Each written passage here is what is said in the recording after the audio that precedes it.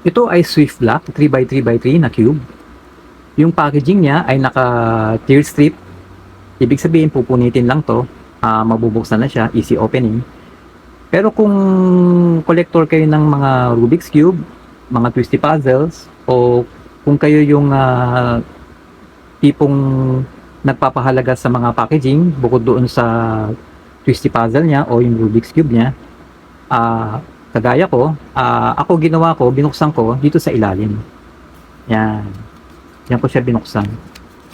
Kasi, kapag pinunit ko na, ito, pinunit kong ganyan, wala na, hindi ko na mababalik. Pero ito, didikit ko lang. Walang problema, mababalik ko siya. 'Di ba?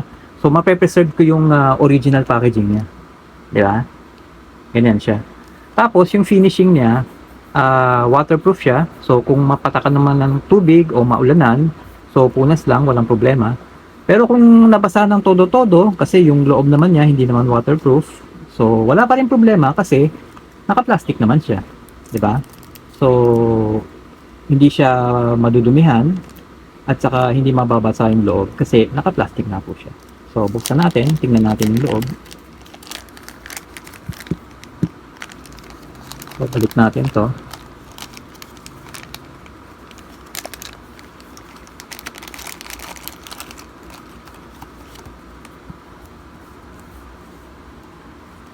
So ito ay Swift Black 355S. Swift Black nga pala ay sub-brand po ng GAN.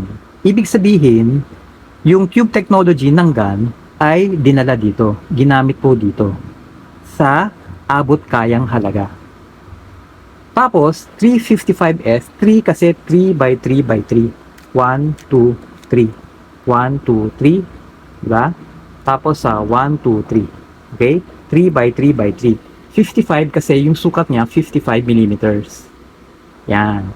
Yung standard o yung ordinary o yung regular na Rubik's Cube ay 56 mm o 56 millimeter.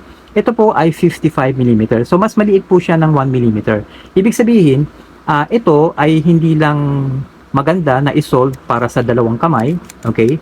Maganda rin po ito doon sa mga nagsosolve ng Rubik's Cube na isang kamay lang ang ginagamit. 'Di ba? Kasi mas maliit na siya ng 1 millimeter, so mas ano pa, pag hinawakan mo mas komportable. Kasi hindi siya malaking malaki na parang malalaglag, 'di ba? So sakto siya. Okay? Tapos yung finishing niya, kung mapapansin nyo, frosted siya. Ibig sabihin, walang fingerprint. Yan, wala. Tapos, yung grip niya, hindi po siya madulas. Okay? Hindi po siya madulas. Tapos, yung kulay niya, buhay na buhay. Maski na frosted siya, buhay na buhay yung kulay. Maganda po yung contrast. Mabilis po ma-identify yung pattern, lalo na dun sa PLL at saka sa OLL. Okay? Tapos, kung mapapansin nyo, yung edge pieces o mga edge pieces at saka yung centerpiece ng bawat side, yan, naka-curve po. Yung mga corner niya o mga corners nila ay naka-curve, nakapabilog, naka-Florian mode or modification. Florian o Flora, parang bulaklak, yung petal po ng bulaklak, di ba, pabilog na ganyan. Yan. Kaya Florian mode po ang tawag dyan. Dati kasi yung mga blocks niya talagang square bawat isa. Okay? Square siya. Kaya pag inikot yung ganyan, yung kanto at saka yung kabilang kanto tumatama. Okay? Maaring tumama. Kaya nagkakaroon ng obstacle o hindrance. Kaya pag inikot nyo, sumasablay, sumasabit-sabit. So ang ginagawa dati, nililiha nila. Ngayon, di nyo kailangan lihain kasi naka-Florian mode na. Tapos kung mapapansin nyo, yung Florian mode niya ay yung edge pieces lang at saka yung centerpiece. Pero yung corner piece or corner pieces ay hindi naka-Florian mode. Bakit? Kasi hindi po kailangan. 'Di ba? Pag inakat ko to, iikot ko, wala na pong wala na pong matulis na kanto dito na tatama dito sa kanto na to. Dito rin ganun. Ayan, no. 'Di ba? Wala nang tatama. Kaya hindi na kailangan i-Florian mode to. Ito lang, pwede na. 'Di ba? Smooth na po siya. Yan.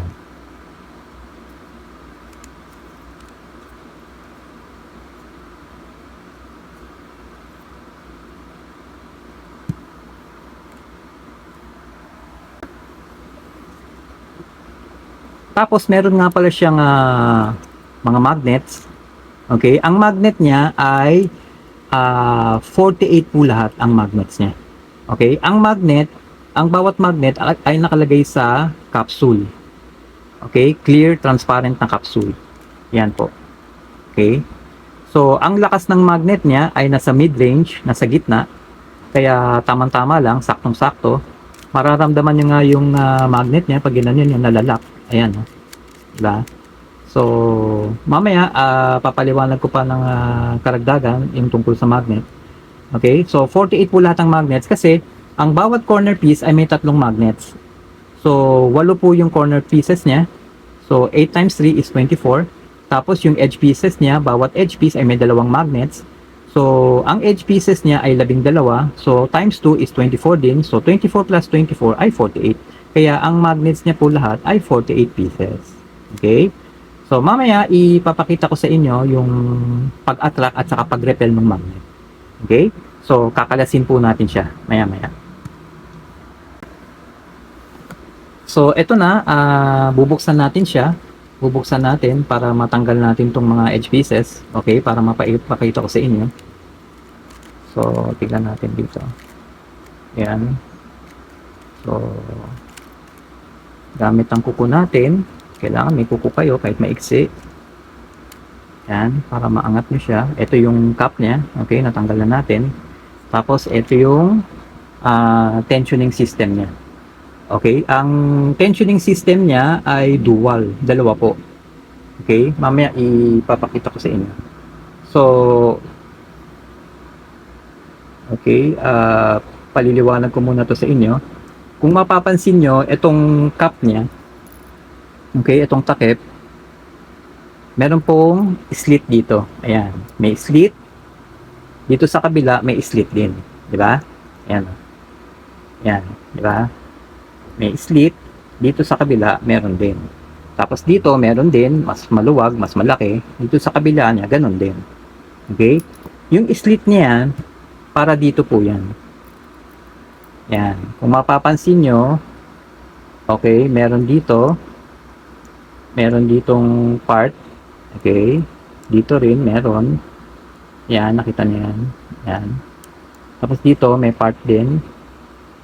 Okay, na nakaguhit, para siyang nakaguhit na ganon. Okay, so yung part na yan, yung parte na yan, yan po ang papasok natin dito sa slit.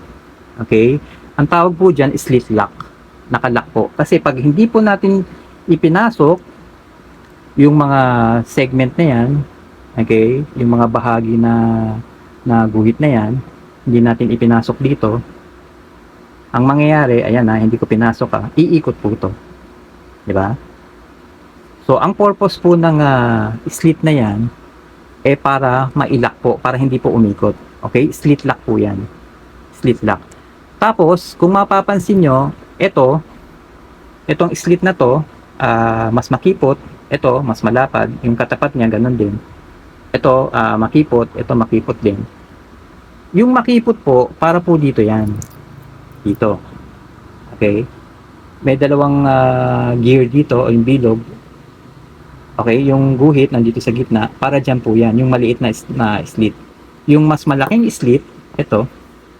Yung mas malapad, ito. Yan. Mas malaki ang buka niya. O yung slit niya. Dito po yan. Okay? Yan. Yung guhit dito, yan. Tapos ito yung bilog, para dyan po yan. Okay? So, dapat ganun po ang paglagay. Hindi po baliktad. Dapat sakto po. Yan. Tapos, so yan, yung slit na yan, slit lock ang tawag, slit lock, nakalock po siya para hindi po umikot. Tapos ito naman, yan, ito naman, ito po, yan, at saka to, so itong side yan. Tapos itong side dalawa rin, ito, at saka to. Okay, yung nakausli na yan, ito at saka to. Ito at saka to. So, bawat side po, okay, 4 na sides, merong dalawa. Okay? Yan po ay para sa friction lock naman. Okay? Friction lock. Yung surface nito, okay, o yung ibabaw niya, yung mukha niya, ito, yung ibabaw niya, at saka yung surface dito, yan. Pag pinasok kong ganyan, okay, didikit po yan, di ba? Didikit silang ganun, magkikiskisan, okay, magkakaroon ng friction, okay. So, ang mangyayari, malalak po siya, may ipit. Ang purpose po niyan, para hindi po malaglag yung cup. Kasi, ayan ipatong natin ganyan, so, yung friction lock niya, ito, yung friction lock niya, ito, at saka to, hindi po nakadikit dito, hindi pa. Siyempre, malalaglag siya, matatanggal, di ba? Kaya kailangan nakalock po siya. Okay? So, kita ko sa inyo. So, yung slit para hindi umikot, yung slit lock, yung friction lock naman para hindi matanggal. Okay? So, itong maliit na slit para yan dito, okay? Yan sa gitna, yung may dalawang bilog na yan. Okay? Tapos ito, yung nasa gitna, okay? Ito yun, para dito yan. So, lagay lang natin na ganyan. Yan. Okay? So, ngayon, hindi na siya iikot. Tapos, yung friction lock ay nakadikit na doon sa kabilang surface. Kaya, hindi na siya natatanggal. Yun po ang purpose nun. Okay? So, ngayon, tanggalin uli natin yung cap niya para mapakita ko sa inyo yung tensioning system niya. Okay? So, ayan. Tanggalin muna natin yung cap. Okay? Lagyan natin sa tabi. Tapos, itong drive niya, okay, Phillips po yan.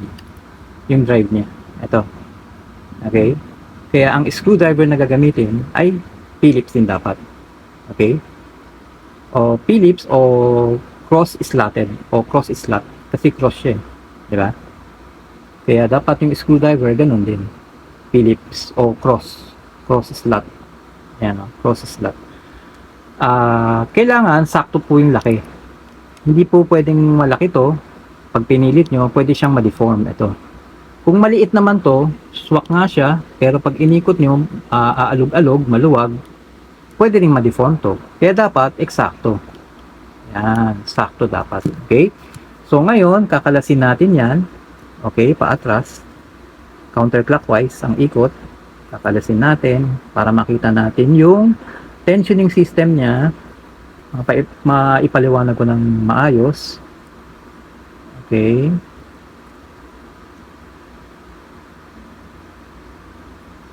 Yan. Okay. So, ito yung screw niya. Tanggal na. Lagyan natin sa tabi. Ito yung spring. Tapos, ito yung gear. Ito yung mga blocks niya. Yan. Ito yung sa centerpiece niya, part ng centerpiece, okay? So, tingnan muna natin tong part ng centerpiece. Ayan. Kung mapapansin nyo, ayan. Okay. Teka. Kita ba? Parang hindi kita yung number, no?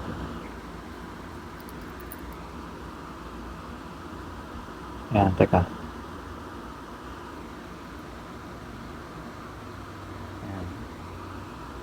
Parang hindi kita yung number. Kasi, ito po, yan, may mga number po yan. 1 to 5. Okay? Tingnan ko muna. Yan, ganyan, kita ba? Yan, ganyan, oh. Yan, di ba? Kita nyo? Yan, number 1. 2, 3, 4, 5. Di ba? Tapos 1 uli. 2, 3, 4, 5. Itong 1, ang tapat niya 1 din. 2, ang tapat niya 2 rin. 3, ang tapat niya 3. 4, ang tapat niya 4. 5, ang tapat niya 5 din. Okay? So 1 to 5 kasi 5 ang gear niya. So 5 ang tensioning system niya doon sa spring. Okay, 5. Pwede nyo i-adjust. Yung number 1, pinaka-loose yun, o pinakaluwag, pinakamaluwag. Ang number 5, siya naman ang pinaka-masikip. Kung saan, mas malakas ang tensyon ng spring. Okay, ayan, kita yung number. Teka, adjust natin yung number. Focus. Ayan. Diba? Ayan, okay, mas kita. Diba? Kita niyo yung number.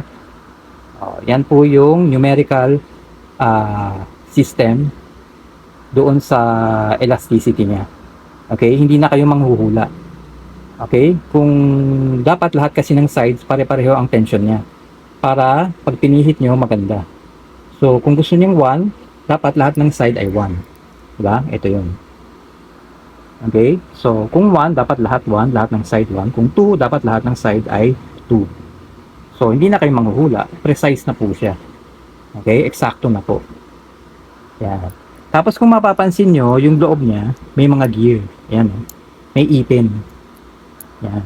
Kita ba? Yan. Ayan, yan. Ayan, Yan. Kita, di ba? May ipin po siya. May mga ipin. Okay? So, yung mga ipin na yan, bawat side, okay, itong side, 5, kabilang side, 5 din. 5-5 po yan. Okay?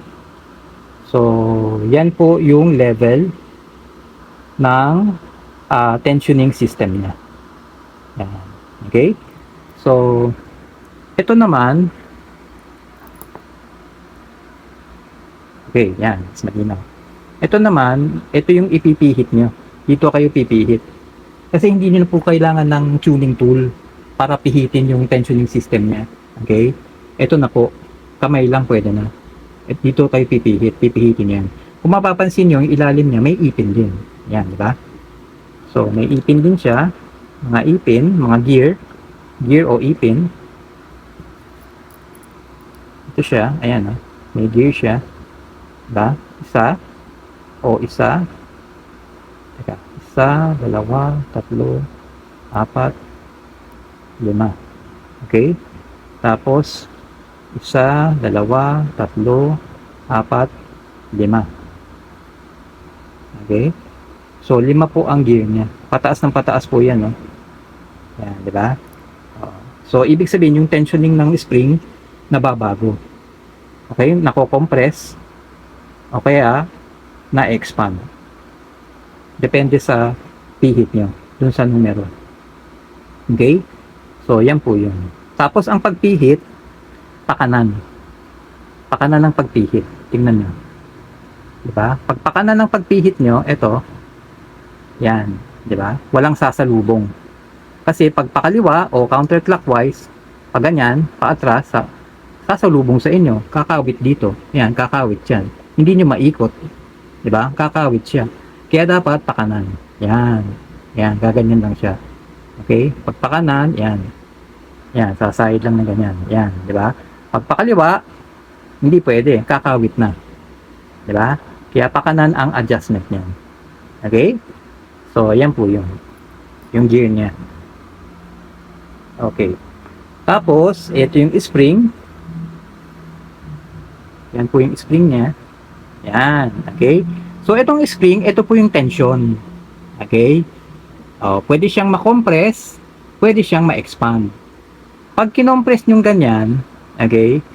So, pag kinompress nyo ganyan, mas malakas yung force niya na pumiglas. Okay? Gustong pumiglas, gustong ma-expand na ganon.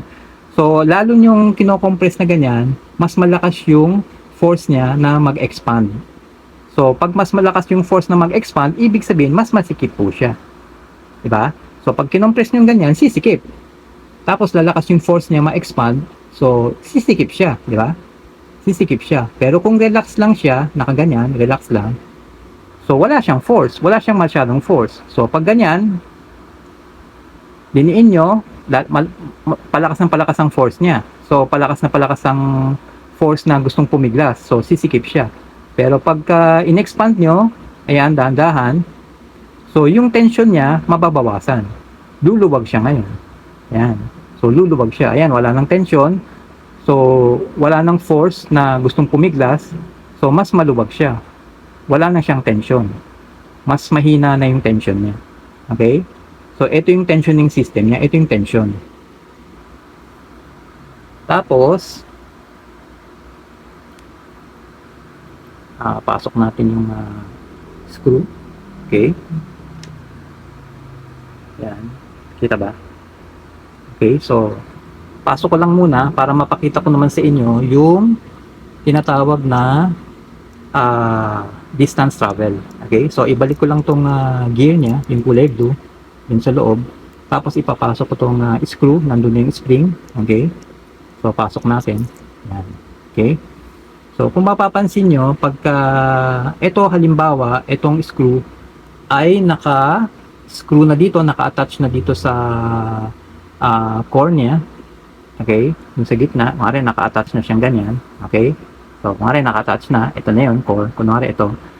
So ito naman may takip, di ba? So ngayon, yung loob niya, gagalaw-galaw pa rin ng ganyan. Kasi may spring eh, di ba? So yung paggalaw niya ng taas-baba, taas-baba, taas-baba na ganyan, so nagta-travel na siya, lumalakbay siya. Okay? So yan ngayon ang distance travel. Okay? May distansya po siya. Tapos nagta-travel po siya. Kaya kung gusto niyo pong mas mahigpit, higpitan niyo lang tong screw, mas bababa po siya. Diba? Kung gusto niyo ng mas maluwag, luwagan niyo yung screw, tataas siya. Kaya lang, pag hinigpitan nyo ng screw, todong higpit, ang problema, sisikip lalo kasi bababa nga lahat yan dahil hinigpitan nyo. So, yung corner piece niya ngayon, magkakaproblema sa corner cutting kasi mahigpit eh. So, hindi nyo ngayon maangat yan. Pag inangat nyo ganon, mahirapan kayo kasi yung corner piece masyadong nakababa na dahil hinigpitan nyo. So, mahirapan kayo sa corner cutting. Okay? So, mahirap sa corner cutting. Ngayon, kapag niluwagan na naman ng sobrang luwag na, edi ang luwag na nito, sobrang luwag, so parang kakalas naman. Diba? O kaya magtitwist. So, kailangan tamang timpla rin. Tamang timpla. Okay? Ngayon, pag natimplahan nyo na yan ng maayos, tapos parang naramdaman nyo na gusto nyo mas maluwag pa, ang i-a-adjust nyo na yung tension. Ito. Iikutin nyo na to. Okay? So, etong taas-baba, yan yung travel distance. Pwede kayong mag-adjust dyan. O kaya, pag okay na yung pag-adjust nyo dun sa travel distance, ang i-a-adjust nyo na lang ay yung tension. Ito. So, may 5 gear siya. Pwede ka pumili. Okay? So, kaya dalawa ang sistema niya. Doon sa tension system niya. Okay? Dalawa. Dual. Pwede kayo pumili. O pwede nyo i-combine. Okay? So, i-summarize natin. Kapag hinigpitan nyo yung screw, hihigpit siya. So, mahirap ikutin. Tapos, yung corner piece, mahirap yung corner cutting kasi nga mahigpit. Pero pag niluwagan na naman ng sobra, yung screw, so luluwag sobra, pwede namang matanggal yung corner piece o kaya mag-twist. Diba? Yun naman ang problema. Dapat sakto lang ang timpla. Tapos, kung sakto na ang timpla, maganda na ang corner cutting, pero gusto niyo pang mas mahigpit ng konti, o kaya gusto niyo mas maluwag ng konti, ang i-a-adjust nyo, hindi na yung distance travel, kung hindi, ang i-a-adjust nyo na ay yung tension, yung spring tension na. Okay? Pipihitin nyo na lang yan. Pipili na lang kayo kung number 1, yan yung pinakamaluwag, number 2, mas masikip ng konti, number 3, yung gitna, number 4, tapos number 5, yung pinakamahigpit. Okay? So, factory default niya, number 3, ako gusto ko mas maluwag ng konti, kaya nilagay ko sa number 2. Okay? So, ibalik na natin to. Bago natin ibalik, teka, papakita ko muna sa inyo yung, ito yung corner piece niya. Okay? I mean, edge piece to. Teka, kukuha tayo ng corner piece. Corner piece niya. Dito tayo kukuha. Balik na natin to. Yan. Okay? So, ito yung corner piece niya. Yan. Ang corner piece, 3 kulay, di ba? Yan. Yan. Okay? So, yellow, green, orange, tapos puti. So, corner piece to. Okay? Tapos, yung corner piece niya, kung mapapansin nyo, okay, meron siyang mga track. Ayan, no? May mga bakas. Yan. Ito. Mas kita. Yan. Yan, okay? Yan. Meron siya mga bakas, may mga tracks po siya. Okay? Mga nakapalubog na, parang nakaukit. Yan. Tapos yung tracks niya, kung mapapansin nyo, pakurbang ganon. Para pag pinihit na ganon, walang maging obstacle. Diba? Smooth siya, paikot na ganon. Sasama lang siya sa contour. Okay? Sasama lang siya sa rotation na paikot na ganon. Diba? Walang magiging obstacle. Tapos, pag nilagyan nyo ng langis yan, yung mga langis, kakalat siya, kasi may mga tracks siya, so pantay ang kalat niya. Tapos, mai-impact po siya dito sa mga tracks niya. Yan. Yung mga nakaukit niya na parang kanal. Mai-impact po yung langis dyan. Kaya pag yung langis, dito, pag ginamit nyo ng ginamit, pwedeng matuyo na. So, yung mga nakaukit na yan, parang kanal na may naka-impact na langis, magagamit nyo po yan. So, kakalat pa rin yan. 'Di ba? So magagamit niyo pa rin 'yan. Kaya hindi po basta-basta mauubos yung langis dito. Kaya ito ay dinesign para tumagal yung langis. Yan po 'yun. At saka para pantay po ang pagkalat ng langis. Okay? Maski na dito sa paa, ganun din. So may mga tracks din. Ayan, kita ba? Ayan, oh, 'di ba? May mga tracks din yung paa. Ayan, 'di ba? Yan, para kumalat yung langis ng pantay at saka maimbakan yung mga ukit na parang kanal. 'Di ba? So pag yung dito sa ibabaw, paubos na, magagamit pa rin yung langis diyan sa loob na nakaimbak dito sa mga nakaukit na yan, sa mga tracks. Yan ah. Kita ba? Yan. Yan. Okay, yan. Okay? So, yan po yun. Tapos, meron nga po siyang tatlong magnets sa corner piece. Ito po yun. Yung magnet niya ay nakalagay sa capsule. Yung capsule nakalagay dito sa loob. Okay? Kaya, pag hinawakan nyo, maski naka-expose yung magnet, hindi nyo po mahawakan yung magnet kasi meron po siyang clear, transparent na nakatakip. Kaya hindi po siya papasukin ng mga dumi, alikabok, ganyan. Okay? Ng tubig, ng moist, ng langis. Okay? Kasi may takip po siya. Okay? Tapos, papakita ko sa inyo yung edge piece muna. Okay? So, ito, hindi na natin bubuksan to. Kasi pwede mabuksan to. Ayan, no? Okay? So, naka-insert siya. Ito rin, naka-insert. Ito, naka-insert din. Ayan. Okay? Naka-insert po siya. Dito, naka-insert, naka-insert dito, naka-insert dito. Pag binuka nyo tong ganito, hihigpit po siya dito. So, dapat sabay. Ibig sabihin, mahirap po siyang buksan. So, mas mahirap buksan, mas maganda. Kasi, hindi po siya basta-basta babaklas. Okay? Matibay po siya. Diba? Yan po yun.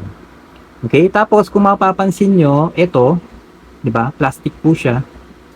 Okay? Pwede namang ganito rin, diretso, ganyan na, huhulmahan lang. Pero hindi niya ginawa yon. Ang ginawa niya, binutasan niya, kinortehan niya, tapos meron siyang plastic na puti. Yung plastic na puti, okay, ganitong plastic yun. Ito yun. Makintab siya at saka madulas. Matibay. Ito kasi, di ba, frosted siya. Frosted siya eh. Yan o. Di ba? So, pantakip lang po siya dito. Tiles, tawag dito mga tiles, no? So, ito, ginawa niyang ganyan kasi para dito po yun. Para pag umikot, ito po yun ito yung corner piece, diba? Corner piece to eh. So, ito siya. Okay? So, ito yun. Ayan, ito siya. Ayan, nandito. Yan po yan. Kita ba? Ayan. Yan, nakita nyo yung puti? Yan po yun. Okay? Ito po yun. Yan yun. Okay? Para, pag pinihit yung ganon, okay? Pinihit yung ganon, dadaan po siya dito sa kurba. Okay? Dadaan po siya sa kurba, mas madulas po. Lalo na pag nalagyan ng langis. Yan. Dadaan po siya dyan sa kurba. Hindi po siya magkakaroon ng obstacle. Magiging smooth po siya. Okay? Yan. Ganyan po yun. Okay? Tapos, ito namang edge piece niya. Ito. So, ang edge piece, dalawang kulay. Tapos, meron din siyang dalawang magnets. Okay? Kita ba? Yan. Okay?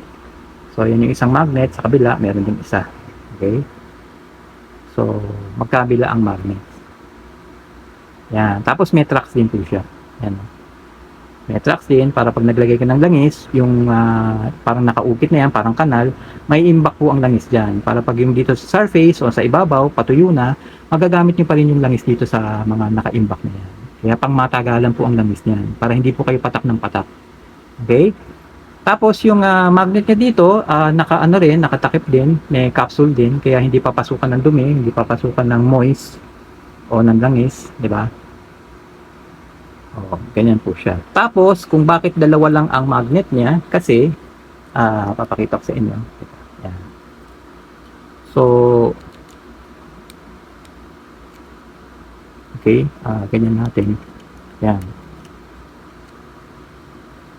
Ito yung edge piece. Okay, ito yun. Yan, nakaganyan siya. Diba? Dalawang magnets. Yan, nakaganyan. Diba? Ito yun. Yan, diba? Ito yun. Okay, edge piece yan. So, ang magnet niya nandito, saka sa kabila niya, diba? Okay? So, pag inikot niyo ng ganyan, yan. Yan.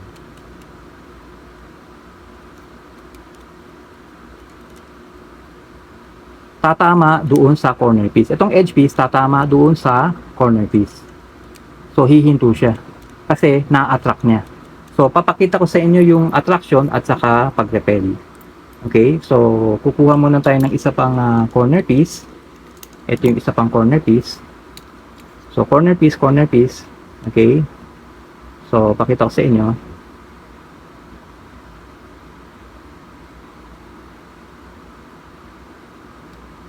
Ayan. Ayan, nagre-repel. Ayan. Ayan, di ba? Nagre-repel po siya. Tinutulak niya. Di ba? Ito naman. Sa kabilang side.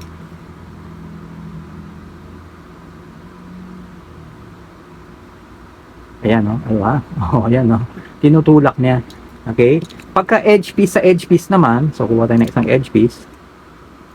Ito, edge piece to, dalawang magnet, dalawang kulay. Ito rin. So, edge piece sa edge piece. Ayan. Tinutulak din niya, nire-repel niya. Diba? Ayan, no? Tinutulak niya. Okay? Pero pag corner piece, ito, corner piece to, tatlong kulay, isa, dalawa, tatlo. Okay? Corner piece. Okay? Sa edge piece, dalawang kulay, edge piece yan. Ang nangyayari, hindi niya nire-repel. Ayan, ina-attract niya. Diba? Ina-attract niya. Kasi nga, ito yung corner piece na may tatlong magnets. Ito yung edge piece. Okay? So, kapag ito ay inikot natin, okay? So, may magnet yan dyan. Ito, yan, magnet yan, diba? Edge piece yan. Ito yung magnet ng corner piece. Nandito pa lang siya, na-attract na. Okay? Na-attract na siya. Nahahatak na. Pagdating dito, mag-i-snap na lang yan. Didikit. Para hindi mag-overshoot. Okay? Yun po ang purpose niyan. Tapos, dahil sa hindi nag-overshoot, ma-align siya. Dahil sa magandang alignment, maganda ikot niya. Smooth po siya. Okay? So, yun po ang purpose ng paglagay ng magnet doon sa bawat piraso. Okay? So, yan po yun. Okay? Ngayon, i-assemble na natin. Okay? I-assemble na natin. So, ilagay natin to doon sa, ito, yung gear niya. Shoot natin. Kita ba? Yan. Okay. So, ito yung spring niya. At saka yung tornilyo. Yan. Okay. Tapos, ilagay na natin dito sa okay, paan ng core niya. Okay, paan na yan paan ng core. Ito yung core, yung gitna mismo, di ba? So, ilagay na natin. Ikot muna natin ang gamit ang daliri. Tapos, ikot natin ng konti ito. Ayan, ganyan muna. Huwag muna natin higpitan para mailagay natin yung mga edge pieces at saka mga corner pieces. So, ikot muna natin to sa tamang kulay niya. Okay, so ito ang edge piece para sa green at white. So unahin natin yung edge piece para nakaangat na siya, nakatukod na kumbaga. Okay? Tapos ilagay natin yung corner piece. Ito yung kulay niya. Red at saka green.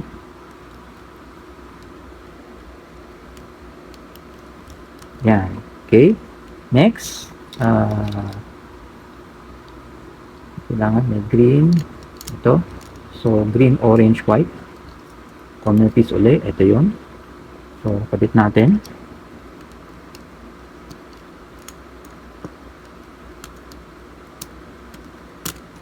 Yan. Kabit na. Tapos, edge piece uli. Ito. Orange, white. Corner piece uli.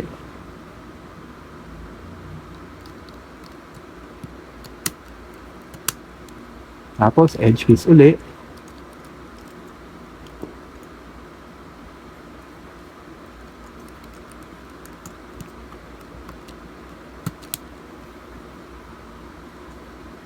Tapos, corner piece uli. Ihuli natin yung edge piece kasi mas madaling ipasok.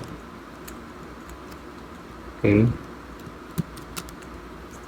Tapos, ito na yung edge piece. Yan. Pwede rin huli nyo na ilagay yung tornilyo. Ikabit nyo muna yung mga blocks, mga piraso para mas madali. Pwede rin yun. Okay. So, yan, pasok na siya, di ba? So ngayon, pwede nating higpitan.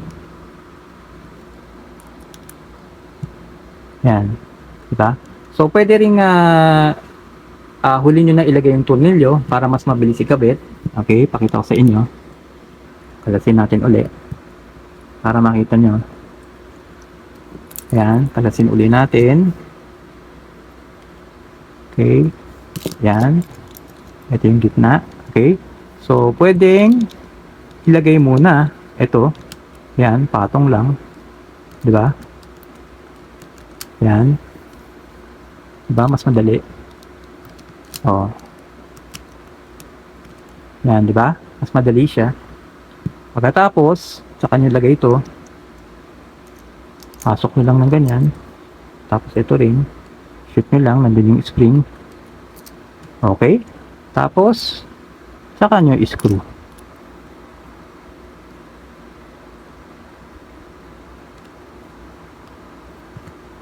Ikot lang. Ikot lang. Ikot pa. So, natatandaan ko yung factory default nito o yung factory setup.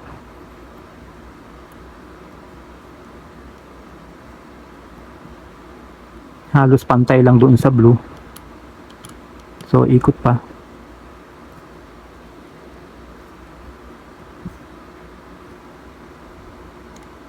Ikot pa.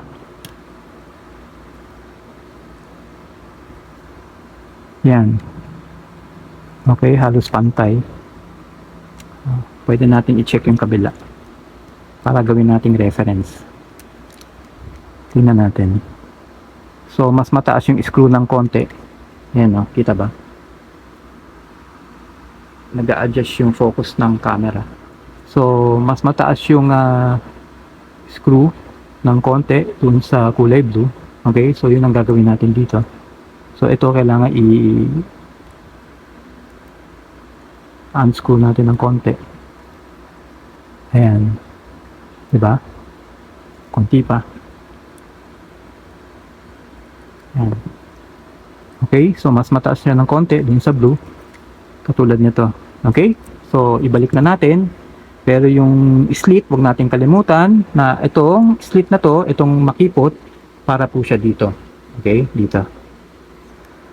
Ayan.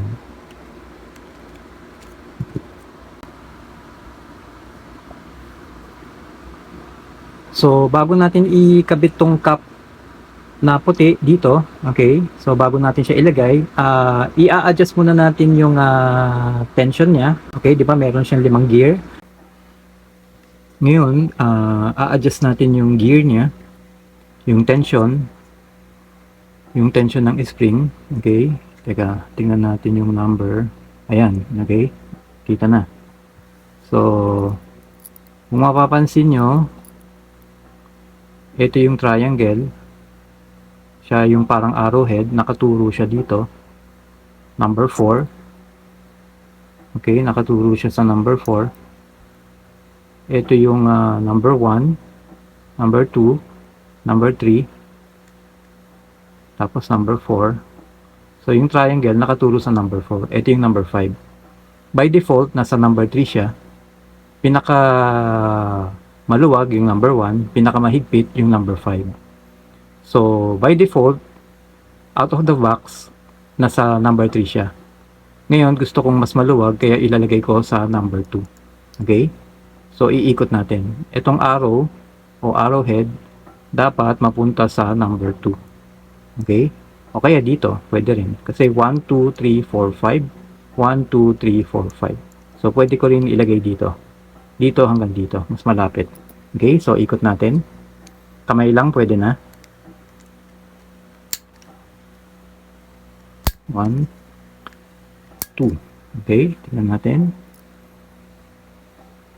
Ayan. So, ito yung arrow. Nakaturo na sa number 2. Okay? So, ang tension niya nasa number 2 na. Pinakamaluwag, number 1. Pinakamahigpit, number 5. By default, o factory setup, nasa number 3.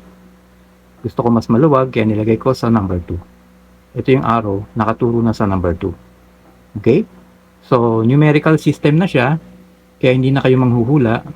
Kaya bawat side, yung mga ibang side nito nasa number 2 na, ito na lang ang hindi ko na-adjust. Okay?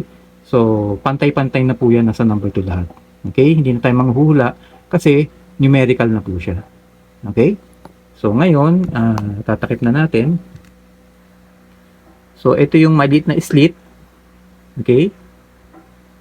Ito yung mas maluwag na slit. Ito yung mas masikip na slit. So, yung mas masikip na slit, dapat nandito siya. Okay? So, ito yun. Mas masikip na slit. So, dapat nandito siya. Okay? So, ipapasok natin.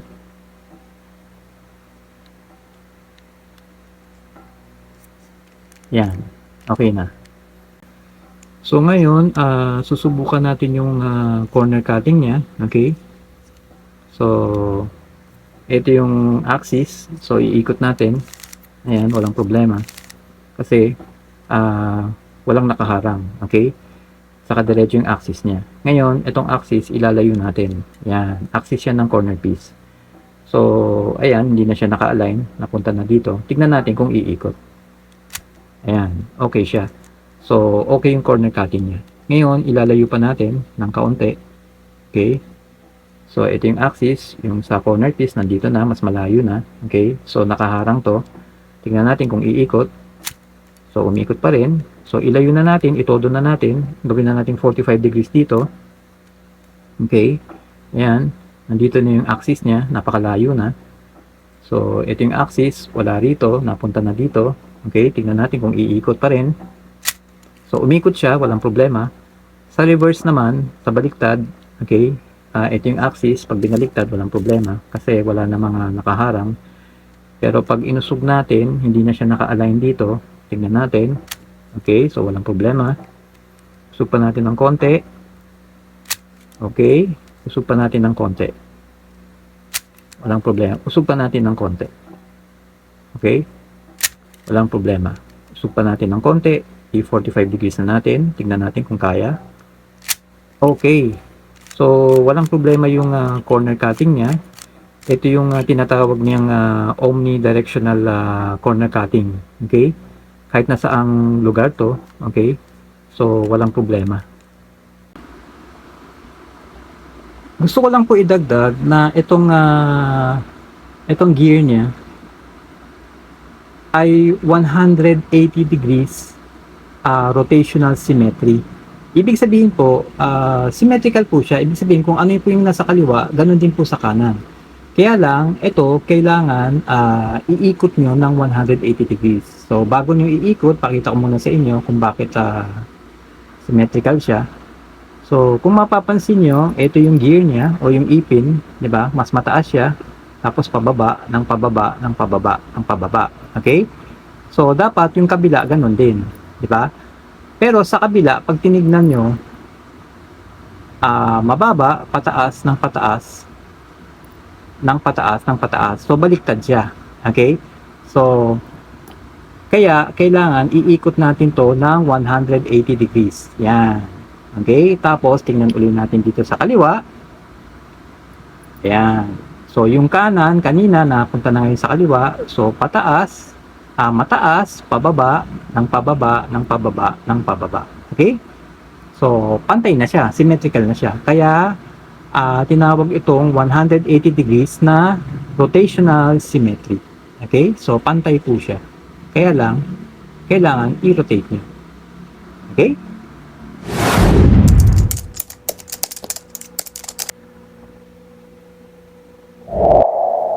Ito ay F2L, case number 37 sa listahan ko. So, ito yung red, ito yung blue, yung white, nakaturo dun sa kanan. Okay? So, para maayos yan,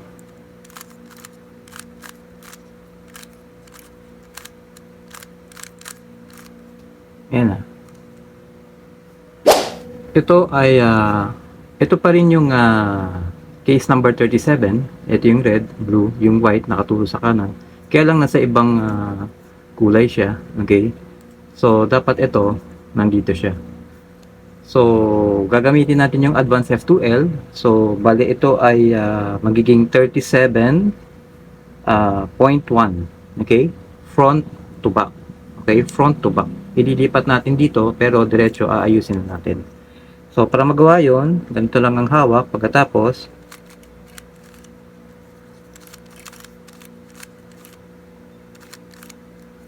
yan na siya. Ito pa rin yung case number 37. Ito yung red, ito yung blue, yung white nakatulog sa kanan. Kaya lang nasa ibang kulay siya. Okay? Dapat ito, nandito siya. So, idediretso na natin ayusin dito from right to left. Okay? So, para magawa yun, hawakan lang natin ng ganito. Pagkatapos,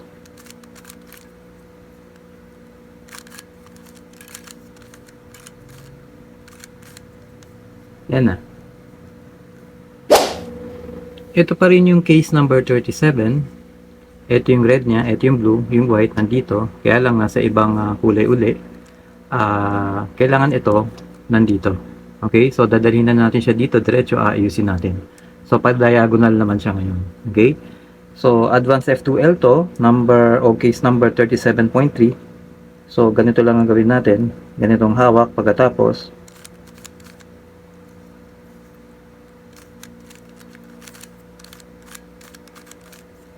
Yan na. Ito naman ay case number 38 sa listahan ko. Ito yung blue. Yung pula nandito. Yung puti naman nasa harapan. Okay? So, tama yung kulay niya. Ngayon, aayusin na lang natin siya sabay. Okay? So, F2L, case number 38 sa listahan ko. So, para maayos siya, ganitong hawak. Pagkatapos, yan na siya. Ito pa rin yung case number 38. Ito yung red, ito yung white, ito yung blue niya. Yung puti nasa harapan. Kaya lang nasa ibang kulay siya. So, ito dapat nandito siya. So, ilalagay na natin siya dito, diretso, gamit ang Advanced F2L. So, ganitong hawak. So, ito ay case number 38.1. So, ganitong hawak. Pagkatapos, gawin lang natin to.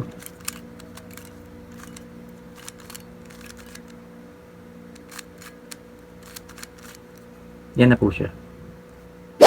Ito pa rin yung case number 38. Ito yung blue, ito yung red, yung puti nasa harapan. Kaya lang nasa ibang kulay siya. So, ito dapat nandito siya.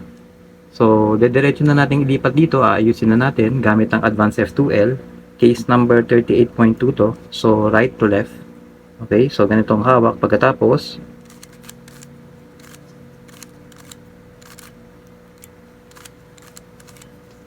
yan na po siya. Ito pa rin yung case number 38. Ito yung blue, yung red nandito, yung puti nasa harapan. Kaya lang, nasa ibang kulay siya. So, ito dapat nandito siya. So, lalagyan na natin siya dito, diretso, ayusin na natin. Pa-diagonal siya. So, gagamitin natin yung Advanced F2L. Ito ay case number 38.3. Okay? So, ganitong hawak. Pagkatapos,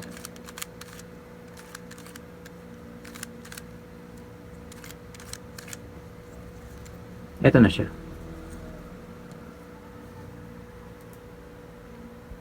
So, bubuin na natin to diretso. So, itapat natin to dito. Tapos, baba. dalhin natin yung corner piece dito para magsama na sila. Tapos ikot lang, baba dito. Tapos meron tayong pang pattern, number 2. Okay, ganitong, pag ganito siya. So, ganitong hawak pagkatapos. Tapos, ito, ikot lang natin para mag-match dito. Tapos, ganitong hawak. Ito, dapat nandito siya. So, meron tayong AB, pag ganito siya. So, ganito lang hawak. Tapos,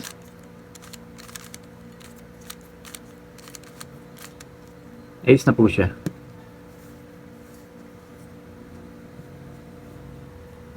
Ko lang itagdag na kung in-adjust natin yung tensioning system niya, ayon doon sa preference natin, so in-adjust natin yung distance travel, in-adjust yung tension, yung spring, 5 gear yun, pwedeng pagpilian. Kailangan tayo mismo mag-adjust din dito sa cube na to. Kasi bago lang tayo dito sa cube na to, okay, maski in-adjust na natin yung tensioning system, kahit papano, may pagbabago pa rin. Kasi kung nasanay tayo doon sa paggamit ng dating cube natin na palagi natin ginagamit, natural lang na maninibago tayo dito. Maski na-adjust na natin yung tensioning system. So, bigyan natin ng konting panahon hanggang sa maka-adjust tayo. Okay? So, along the way, kung kinakailangan ng mas maluwag, pwede nating adjust yung tensioning system, yung spring, o kaya yung distance travel niya. Okay? So, walang problema. So, huwag kalimutan mag-subscribe. Maraming salamat po.